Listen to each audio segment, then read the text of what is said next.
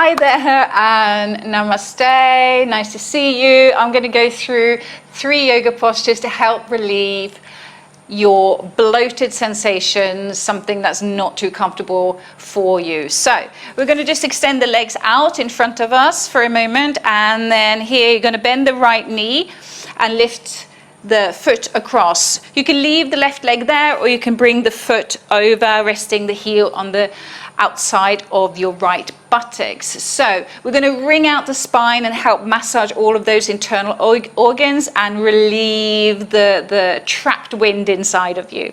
So taking the left hand over, support yourself here. Inhale the right arm to the sky, create space, and as you exhale, spiral all the way through.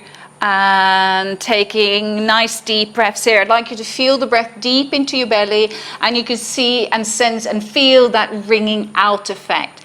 Stay for several breaths. The longer you stay here, maybe up to 12 rounds of breath, and your internal organs will really feel that. Now, next posture that we're going to be doing is a Malasana, Yogic Squat. So we're going to come up and just grounding the seating bone down, and then bring the hands to the heart, just taking a few nice deep breaths here and allowing all of the belly to soften,